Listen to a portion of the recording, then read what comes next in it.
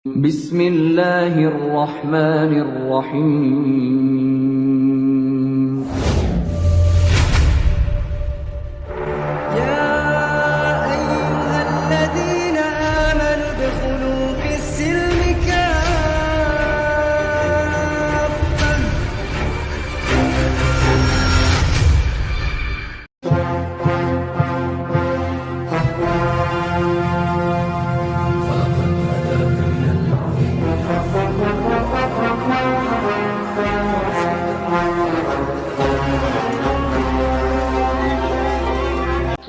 Kristen atau non-muslim? Kristen ya? Kristen. Oke, baik. Abang mau menanggapi tema kita pada malam hari ini? Oh, Masya Allah. Oke, siap. Mau menanggapi tema kita, Bang? Atau mau bertanya? Mau ditanya atau bertanya? Begini aja, maksudnya kalau agama mana yang cabul? Kalau non Muslim cuma Kristen. Di situ saja dibuatkan bahwa itu untuk Kristen. Jangan non Muslim tapi yang dibahas cuma Kristen. Dibuat saja Islam versus Kristen toh. Boleh, boleh. Kita memang di sini sengaja naikkan yang non-muslim, Abang. Kenapa? Supaya bisa terjadi diskusi dua arah. Makanya tadi Abang juga sudah lama saya lihat untuk ngantri di bawah. Kita tidak menaikkan untuk yang muslim. Kenapa seperti itu? Kenapa seperti itu? Kalau misalnya kita hanya naikkan yang muslim, berarti hanya satu arah saja. Seperti itu, Bang. Tidak, makanya kita naikkan yang non-muslim supaya kita bisa terjadi diskusi dua arah. Dan juga di sini kita mau belajar, Abang, gitu ya. Belajar. Nah, judul ini terfitnah karena dari teman-teman juga yang selalu memfitnah baginda Rasulullah SAW seperti itu, Bang. Nah, seperti itu. Jadi Abang tadi mau menanggapi tema ini, mau ditanya atau maksudnya gini, Ibu. Kalau di situ kok kan Abang ngatur-ngatur si Daya dengan Komalnya, Abang naik ke sini buat ngatur. Ya kalau memang Ibu tidak mau dengar saya masuk, kan di sini agamanya bukan dua kan saja. Kan Bapak yang naik ke sini, bukan Daya yang mengundang Bapak. Bapak ingin naik sendiri ke sini, kok ngatur kayak penjajah? Bapak masuk ke Komal Islam ngatur-ngatur, Bapak. Oh gini, maksudnya gini kan, tadi kan ditanya itu agama mana yang cabul. Ya suka-suka dia dong, tulisan judulnya apa kan tidak menghina, ini kan pertanyaan. Nah keberatan Bapak apa, kok Bapak yang ngatur, emang Bapak suami dia? Bapak naik ke sini, dikasih kesempatan untuk berdiskusi dengan saya. Kok Bapak ngatur-ngatur si Lisa di Komal kami? Saya tidak tahu kalau harus berbicara dengan siapa. Kan saya berbicara dengan kami berdua lah. Saya dari tadi diam ketika Bapak mengatur saudari saya dengan Komalnya. Komal ini dibuat untuk lintas agama. Kenapa kita selalu membahas Kristen? Karena rata-rata tuduhan itu datang dari orang Kristen, bukan dari orang Hindu, bukan dari orang Buddha, bukan dari Kejawen, bukan dari Kapitayan. Kebanyakan fitnah itu datang dari orientalis yang beragama Kristen. Contoh seperti Johannes Damaskus, David Wood, Christian Prince, Kiamat, Mikana, Sophie Kuntul. Jadi kita lebih spesifik membahas Kristen. Kenapa? Karena yang melakukan syubhat dan fitnah terbesar adalah umat Kristen. Kenapa Bapak mengatur-ngatur judul yang mau dibuat Lisa, Pak? Keluarkan tanduk saya. Maaf ya. Astaga. Digegen pressing balik KO tuh. Karena saya tadi kan mengikuti apa yang disampaikan Ibu Lisa. Tidak dibantah. Yang tadi yang saya jelaskan tadi itu menyangkut agama. Tapi kalau tapi kalau Ibu bilang seperti itu ya udah kan saya sudah mengerti. Maksudnya untuk Kristen gitu. Baik, Bapak sudah mengerti kan? Jadi Bapak mau menanggapi tema, mau ditanya atau bertanya? Sudah diturunkan saja kan, saya tidak bisa bantah balas-balas. Oh ya udahlah. Karena saya tidak sekalipun saya tidak. Saya anti penjajahan Pak, soalnya Pak, karena penjajahan di atas dunia harus dihapuskan Pak, karena tidak sesuai dengan pri kemanusiaan dan pri perikanan. Pri kemanusiaan dan pri keadilan apa? Pri kemanusiaan. Kok salah? Karena tidak sesuai dengan pri kemanusiaan dan pri keadilan ya? Kemanusiaan. Terus? Iya, pri kemanusiaan di awal. Oh ya. Ya intinya nggak adil gitu loh, beri keadilan. Nah, jadi jangan coba-coba menjajah Komal Muslim. Selagi masih saya hidup, saya tidak akan biarkan itu. Itu loh. Izin Bapak, saya tanya, Kristen atau Muslim? Kristen, Bu. Saya Kristen. Silakan malam hari ini mau bertanya atau ditanya? Konteksnya ini apa ini? Agama yang mencabuli? Bukan. Agama mana yang CABUL? Dan dasar apa namanya judul ini dikarenakan banyaknya fitnah-fitnah yang saya hadapi ketika diskusi daripada polemikus seperti Kiamat, Sofiatul dan teman-teman Kristen lainnya yang menuduh Nabi saya CABUL. Maka saya langsung komparasi saja menggunakan kaidah ilmiah dan akademis. Begitu. Senyum Bapak manis juga ya. Makasih. Boleh saya ngomong? Iya, silakan. Tapi jangan dipotong ya. Tergantung, Pak. Tergantung Kalau Bapak apa yang memframing Jadi di sini saya ulangi lagi, saya tegaskan, di sini saya tidak membimbing kata-kata yang tidak baik, membuat tema yang kadang menyebut, menghina, mencaci, memaki, memproduksi host maupun narasumber. Bisa saya mulai? Baik, silakan Bapak. Saya mau bertanya dulu. Di dunia ini ada berapa persen umat muslim? Dunia. nggak tahu. Belum saya dibaca datanya. Jadi Tapi nggak 100% lah. cukup aja. Nggak tahu, saya nggak mau asbun, Pak. Iya, siap kan? Udah. Oke, udah nggak tahu, terus lanjut. Indonesia ini non muslim ada berapa persen? Nggak tahu, Pak. Nggak tahu. Emang saya sensus? Siap. Ibu pernah di penjara nggak? Belum pernah, Pak. Oke, siap. Saya 8 tahun di penjara. Bukan urusan kami lah. Soraklah, haleluya, segala puji syukur hanya bagimu Tuhan. Hancur ini bangsa kalau begini terus. Ibu, Kok Bapak jadi curhat? Kok dia bangga di penjara? cabul semuanya memperkosa itu adalah Bu. Apa sih, Pak? Yang melakukan kasus cabul itu adalah Berarti salah Apa sih, satunya Pak? Bapak juga di penjara 8 tahun itu kena pencabulan. Apa sih, saya, Pak? saya saksi hidup. Oke, Ya. Bapak Iya, saksi. Oke. Selama 8 tahun saya di Bapak penjara. saksi. Tahan, Pak. Oke, mungkin di Lisa dulu. Nanti Lisa lemparkan ke Uni karena ini perlu Uni tanggapi. Tapi Lisa dulu, silakan Dek. Oke, langsung aja Uni. Oke, Bapak mute dulu. Bapak mute dulu. Saya tanggapi ini. Pertama, saya tidak peduli dengan curhatan Bapak. Kedua, saya tidak mudah percaya dengan Bapak. Kenapa? Karena kami umat Islam bukan berdasarkan kesaksian manusia, tetapi berdasarkan fakta dan data. Akademis itu artinya adalah sesuatu. Bapak ngomong saya nggak dengar karena Bapak mute. Bapak kenapa sih? Nah, contoh saya kasih contoh buat Bapak ngomong apa sih? Oke, baik. Bapak ngomong Uni, apa? tahan. Saya mau dengar dia ngomong. Oke, Pak. Sebelum Bapak ngomong, saya mau katakan di sini kita berdasarkan fakta dan data. Jika Bapak berbicara seperti itu tadi, ya, seperti yang mengatakan bahwasanya kebanyakan umat muslim yang mencabuli, Bapak lihatkan kami data dan faktanya, Pak. Bukan hanya katanya atau asumsi Bapak saja. Kalaupun memang Bapak mengalami, otomatis kan Bapak ada bukti kan? Bapak bisa lihatkan ke kami seperti itu. Bapak, saya mute. Bapak buka aja kalau mau ngomong, silakan. Buka dulu Bapak di mute-nya. mute. Bapak ganteng, itu suaranya ke ini Pak, ke mute Pak. Ah, Bapak ganteng doang. Enggak, permasalahannya gini loh. Setiap konteks yang mau kena permasalahannya, kalian rebut bahasanya. Jadi seolah nggak ada kesempatannya kita ngomong. Nanti kalau ngomong kira-kira udah ke puncaknya, kalian langsung Apa sih Pak, nggak ngerti saya.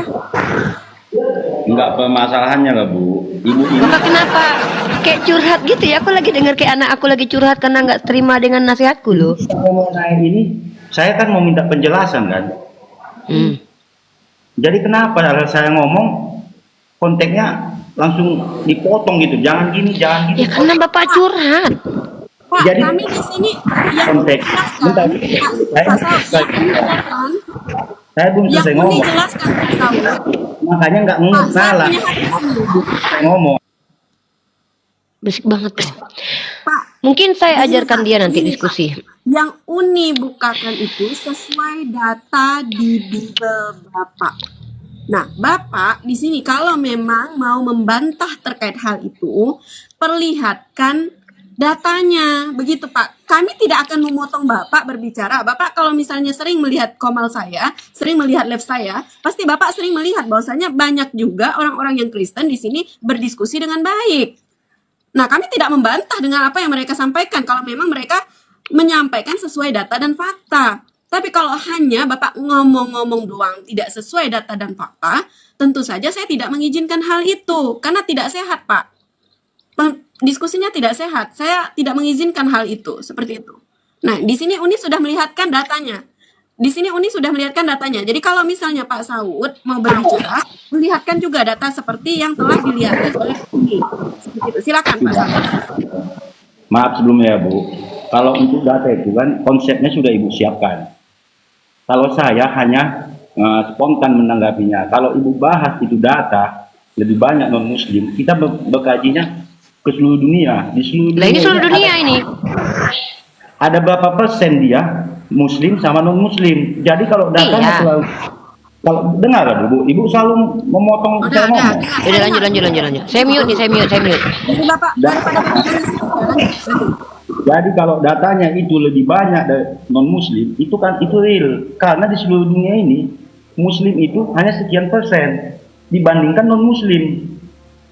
Makanya lebih banyak yang melakukan maksiat di selain yang maksiat di non Muslim. Sama seperti saya di penjara. Kenapa? Di penjara itu lebih banyak Muslim daripada non Muslim. Makanya data pencabulan itu lebih tinggi buat Muslim. Begitu loh, bukan ada yang mau saya permasalahkan. Bukan ini yang data ini bukan Kristen. Bapak, kenapa saya selalu tegas bahwa pakai data, Pak? Kenapa? Karena itu oknum, Pak. Yang Bapak bicarakan tadi oknum. Ya, Jadi bukan data. Jadi Bapak buka data.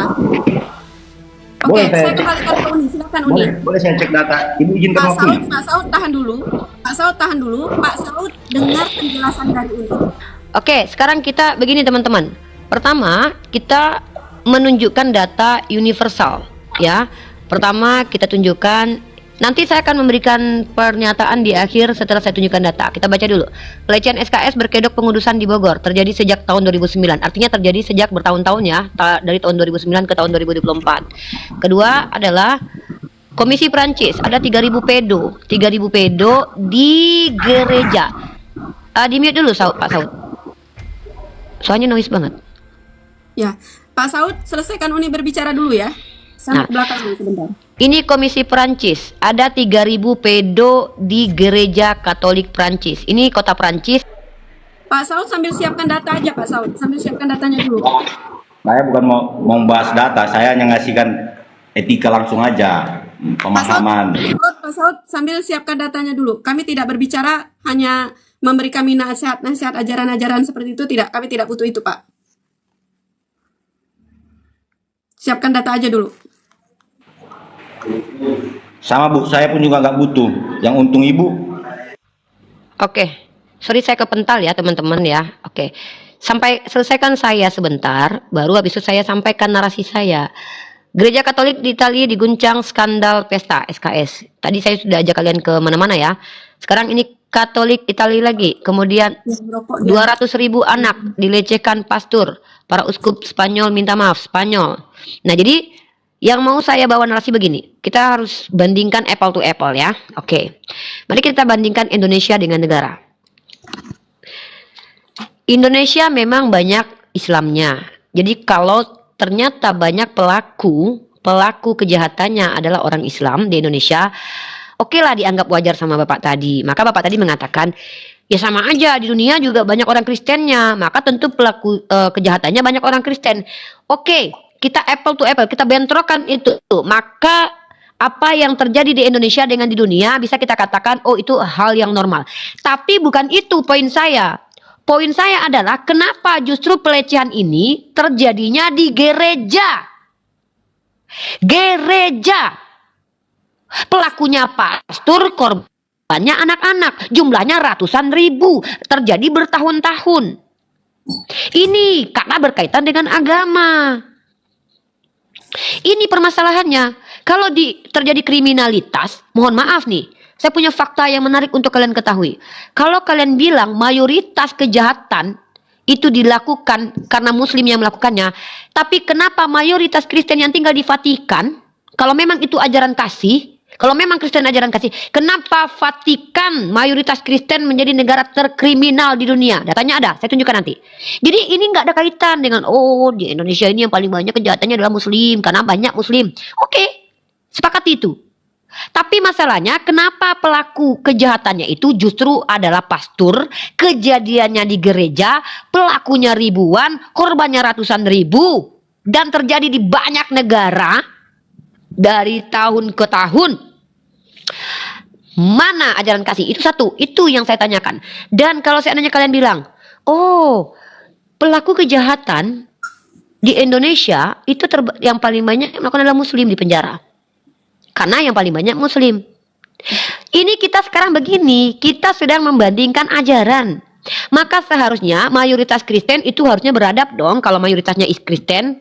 Ya, kalau kalian mengatakan mayoritas Islam, pengisi penjaranya adalah orang Islam karena banyak orang Islam, maka kalian harus katakan di negara mayoritas Kristen harusnya negara itu damai. Kenapa? Karena ajaran kalian ajaran kasih.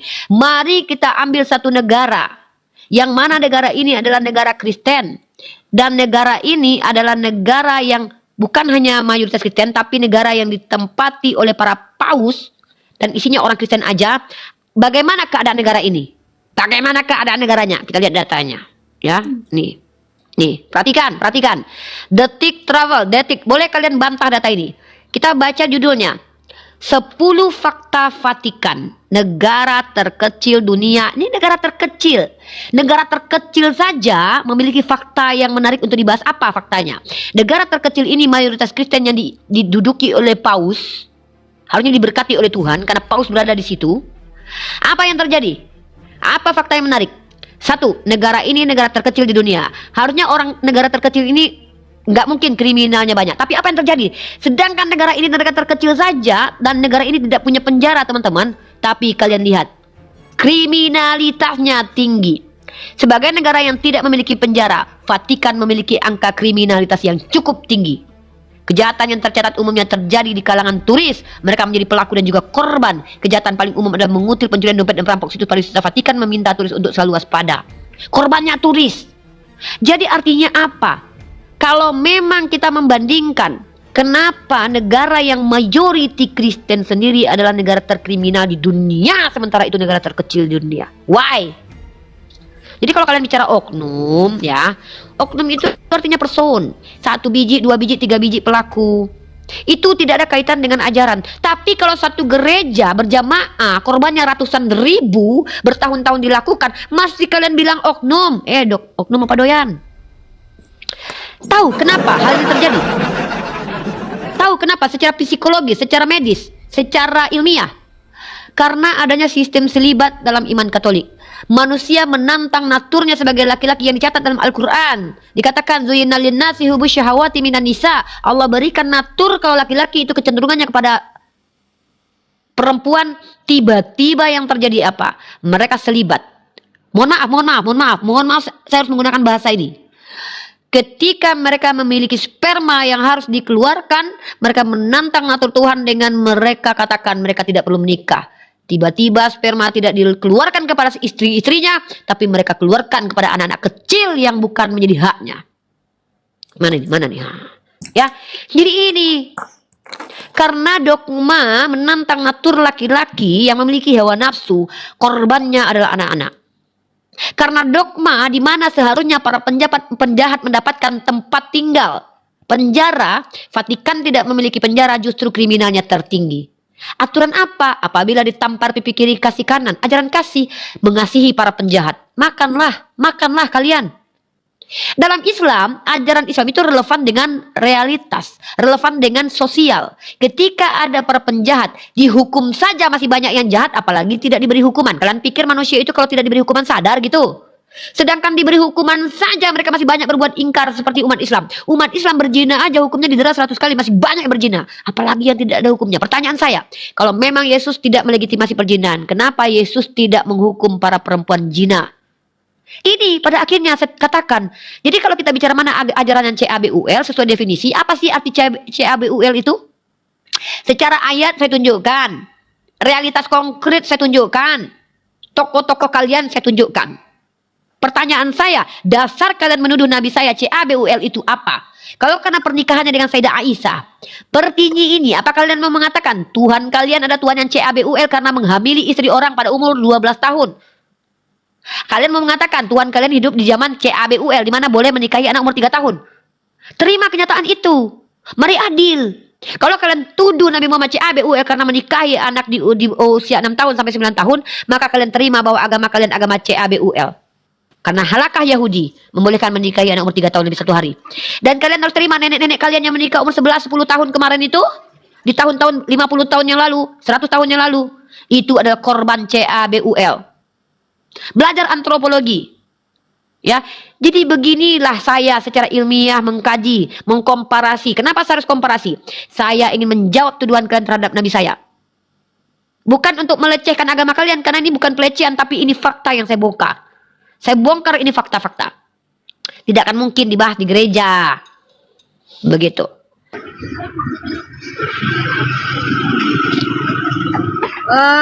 Temanya ya.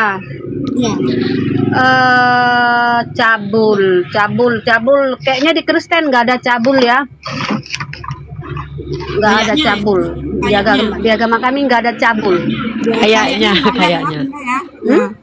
Kayaknya nggak ada ya.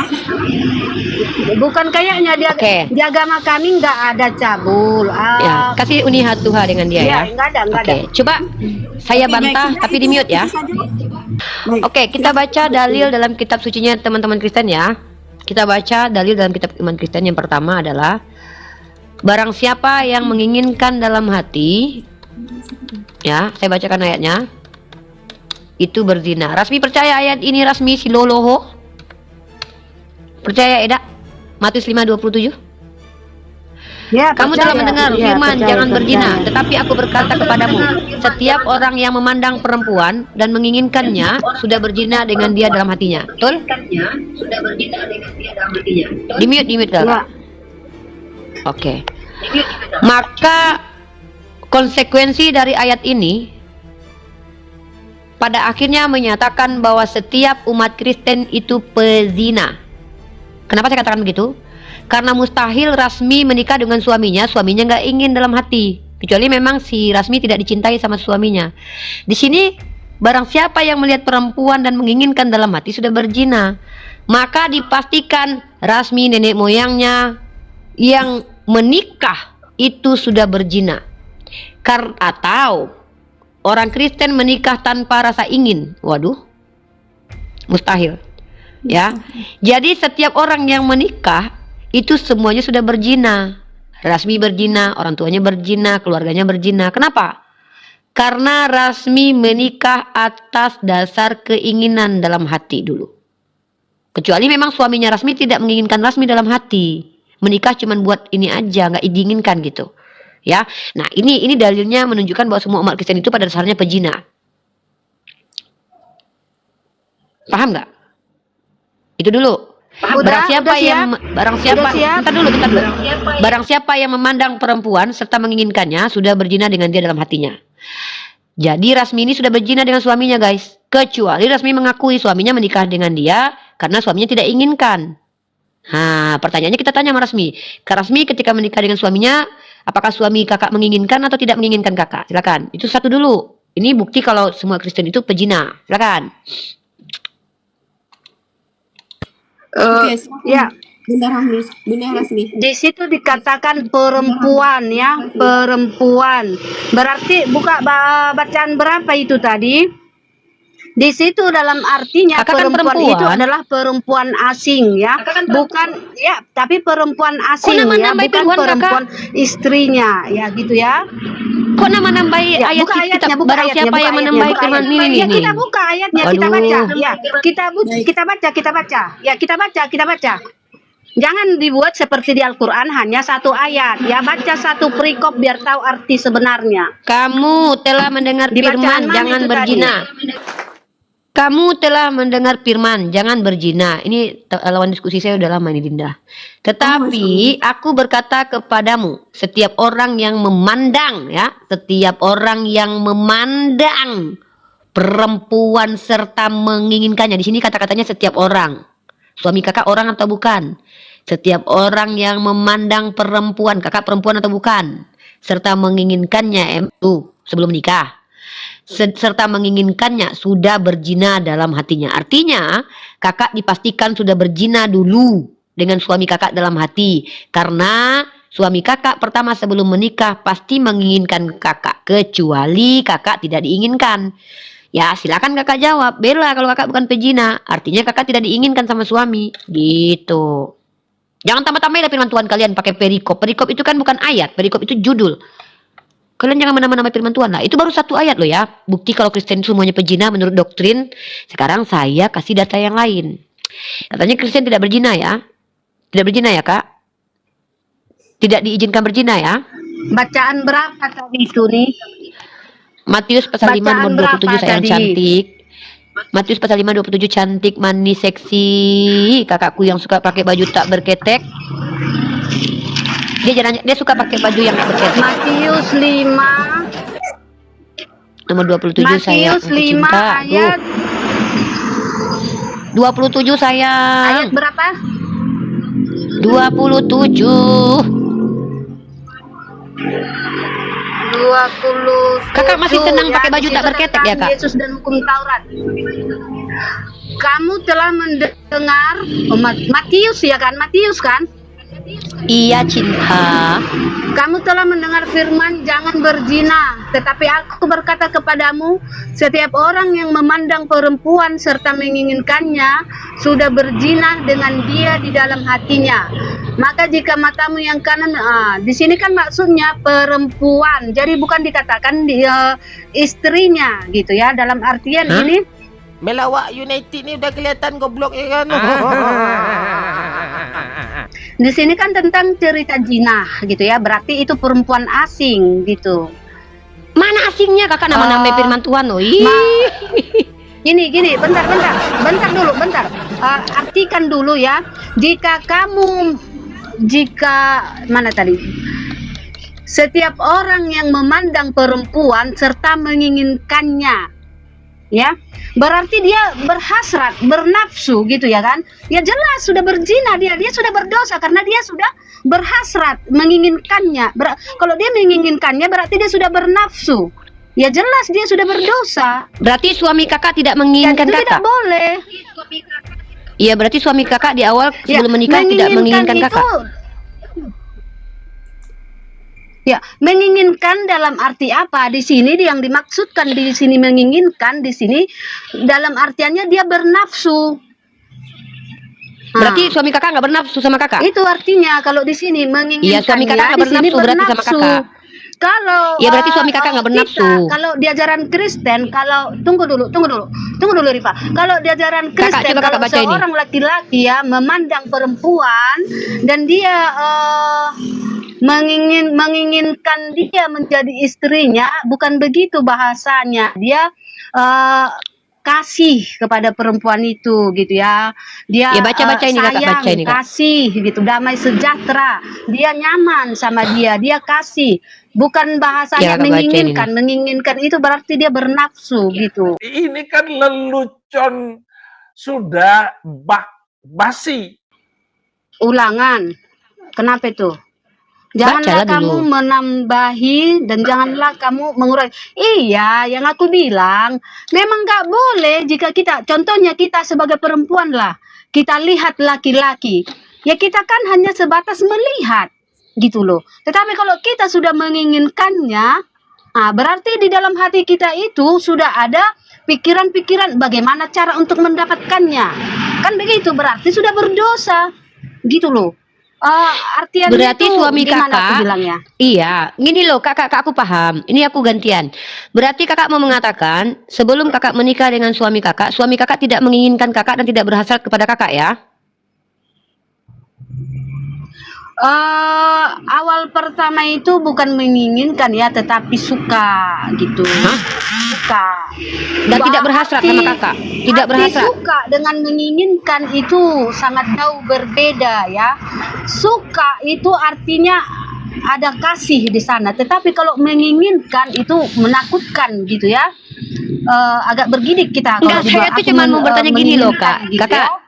Kakak dengar dulu, penjelasan kakak itu doktrin kakak, enggak masalah, saya enggak bantah. Saya enggak akan bantah itu hak kakak sebagai orang beragama Kristen.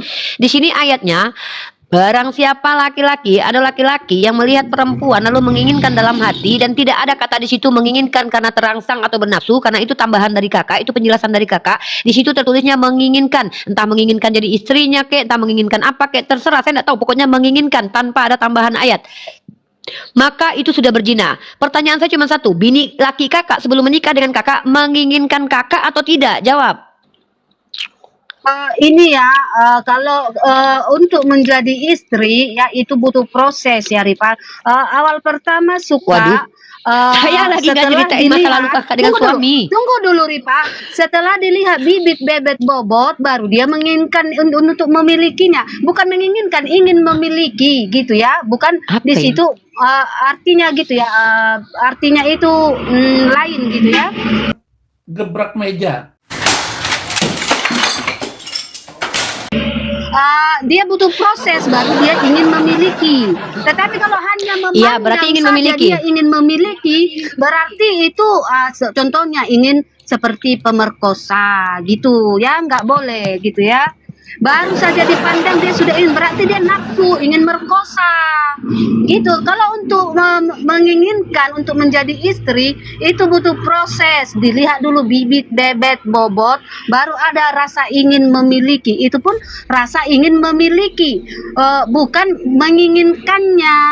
Itu arti apa Apa bedanya rasa ingin memiliki dengan menginginkannya? Contoh seperti Udahlah. contoh itu artinya seperti contoh tahu ada tahu untuk dimakan, Tahu. gitu ya. Jadi menginginkan itu di situ ada dua arti, menginginkan negatif atau menginginkan positif. Kalau menginginkan secara positif dia butuh waktu ya, melihat bibit bebet bobot gitu, cocok apa enggak ke keluarga, kenalkan dulu ke keluarga gitu. Jadi bukan hanya dilihat terus ingin, itu beda, itu mau merkosa. Jadi suami kakak menginginkan kakak sebelum menikah atau enggak menginginkan? Menginginkan, bukan di saat pandangan iya udah. pertama. Udah berzina Ada kalian. dulu, Kasih. setahun dulu baru dia ingin memiliki Wah, gitu ya. setahun berzinanya. Makanya katakan dia Setahun berzina. ada butuh proses, Waduh, ada butuh parah kali. proses ya.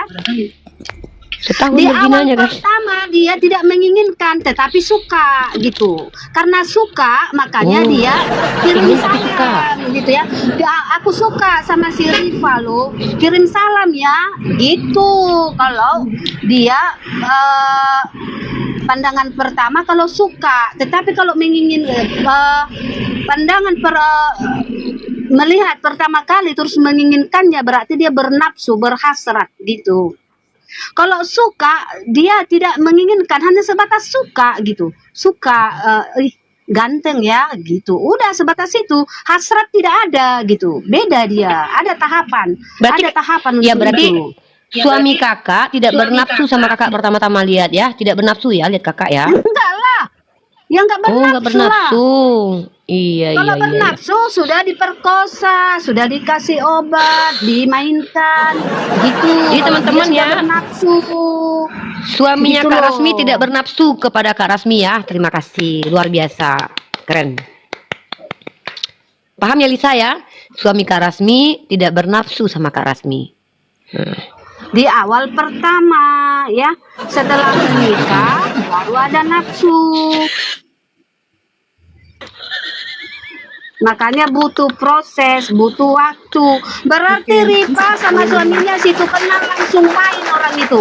Hasratnya menggebu-gebu.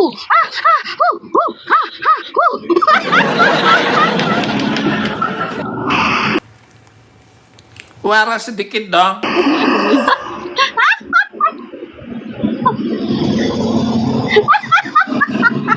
Rifa, pertama kali langsung ya Rifa. Hasrat menginginkan. Tapi lama dia kepengen dia. Aduh, hati tersiksa tapi mulut ketawa juga kan. Kenapa jadi birahi Kak Rasmi? Kok Kak Rasmi jadi birahi gini?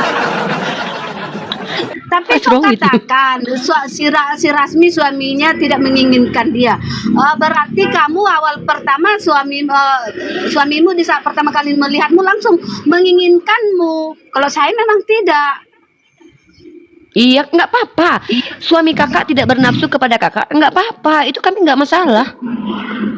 Nggak masalah kami. Berarti memang suami kakak tidak bernafsu kepada kakak. Kan sudah tepuk tangan tadi. Mantap. Ya, begitu. Ya. Udah Pertama clear. kali nggak boleh menginginkan, suka bisa. Kak, bernafsu Menginginkan itu nggak bisa. gini loh Kak. Bernafsu itu artinya adalah adanya reaksi seksual di dalam diri. Bukan berarti bernafsu sama dengan hubungan seksual. Hubungan seksual berkelamin artinya terjadi hubungan seksual yang dipenuhi dengan hasrat. Hasrat belum tentu sampai ke fase hubungan kelamin. Dipisahkan ya Bu, paham ya? Belajar dong. Masa nggak ngerti? Paham nggak? Memiliki Kalau syahwat sudah artinya adalah adanya reaksi di dalam diri manusia ketika melihat calon pasangannya, ada keinginan, ada ketertarikan seksual. Dalam ranah psikologis itu adalah sesuatu yang realistis, sesuatu yang normal. Ya, dan itu masuk ke dalam ranah motivasi, keinginan. Gini aja Rifa, Kok tidak? Gini aja Rifa. Tunggu, saya mau ngajarin pengalaman Anda. pribadi. Ya bentar. Aduh, Pengalaman gini pribadi loh saya Rasmi, aja saya kalau katakan ya. curhatan begini saya ndak terima ya. Saya belajar psikologi. Saya belajar apa itu orientasi seksual. Saya bahkan belajar apa itu yang disebut dengan fetis. Saya ini seorang mahasiswi pendidikan agama Islam. Mata kuliah yang sering saya bahas adalah psikologi. Ya, ada yang disebut dengan orientasi seksual, ada yang disebut dengan persepsi, ada yang disebut dengan halusinasi, ada yang disebut dengan delusi. Para ilmuwan dalam ranah psikologi sendiri itu tidak mempermasalahkan dalam ranah ketertarikan seksual. Apakah ketertarikan seksual artinya berkelamin? Ini yang Rasmi tidak bisa bedakan. Rasmi tadi mengatakan berarti suami Rifa pertama lihat bernafsu, maka kalian langsung ihi-ihi. Nah, ini kan kecabulan yang hakiki dari otak Rasmi. Otaknya langsung berkelamin sih, katanya nggak bernafsu, tapi kok omongannya kok sampai keranjang.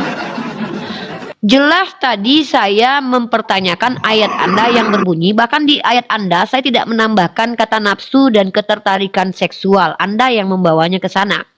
Kita baca baik-baik teman-teman. Pertanyaan saya sangat simpel. Dalam kitab Matius pasal kelima nomor 27. Ingat ya, dalam ayat ini saya tidak membawakan ketertarikan seksual. Bahkan saya tidak membawakan ranah perkelaminan. Saya hanya membacakan dalil lalu mengkonfirmasi umat Kristiani dengan bertanya, kamu telah mendengar firman Tuhan jangan berzina. Tetapi aku berkata kepadamu, setiap orang yang memandang perempuan serta menginginkannya. Saya tidak pernah mentafsirkan menginginkannya ini dengan kata apapun. Saya baca seutuhnya terjemahannya. Nah, sudah berzina dengan dia dalam hatinya. Maka saya tanya sama Rasmi, lakimu ketika mau menikah denganmu, ini baru lakinya Rasmi loh. Saya belum bahas semua laki-laki orang Kristen nih. Ya, apakah laki-laki kalian, suami-suami kalian ketika mau menikah dengan kalian itu menginginkan kalian atau tidak? Saya tidak tambahi kata-kata apapun. Kalian jawab, A. menginginkan, B. tidak menginginkan. Maka Rasmi mengatakan suaminya tidak menginginkan dia. Suaminya tidak bernafsu kepada dia. Clear jawaban kita. Nah, jadi artinya apa? Kalau jawaban Rasmi ini mewakili umat Kristen, maka seluruh wanita Kristen sebelum dinikahi itu adalah tak diinginkan. Clear? Clear sudah. Itu loh. Tapi masalahnya apakah yang disampaikan Rasmi bisa dikatakan kebenaran? Tidak. Karena itu tidak ilmiah, itu klaim. Karena yang namanya perasaan tidak ada yang mampu menilai. Itu ada dalam ranah intern manusia. Itu masuk ke dalam ranah motivasi. Ada di dalam hati nurani. Apakah seseorang menginginkan dalam hati atau tidak? Si Rasmi walaupun lakinya tidur sama dia tidak tiap malam berdekatan, dipastikan Rasmi tidak tahu keinginan suaminya dalam hati. Maka ketika Rasmi menjelaskan keinginan suaminya dalam hati, itu bohong. Karena saya ingin tunjukkan satu orang yang bisa mengetahui keinginan seseorang dalam hatinya. Nah, ini make sense. Make sense bahwa saya membuat sebuah klaim seluruh umat Kristen itu pejina dikarenakan apa? Naturnya manusia sebelum menikah pasti menginginkan dalam hati. Pasti muncul keinginan dulu. Dari keinginan maka muncullah proses selanjutnya pengenalan. Kalau nggak ingin ngapain kenalan? Ini dalam ranah psikologi, dalam ranah sosial.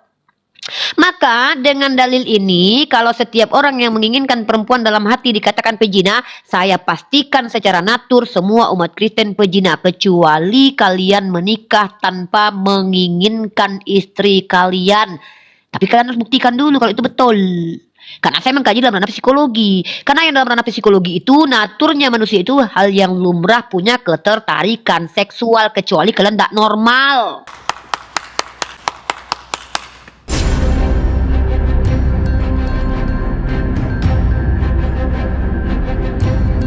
The religion of Jesus was Islam. Because with Allah, there is only one religion. He says, Inna ad-dina inda Allahi al-Islam.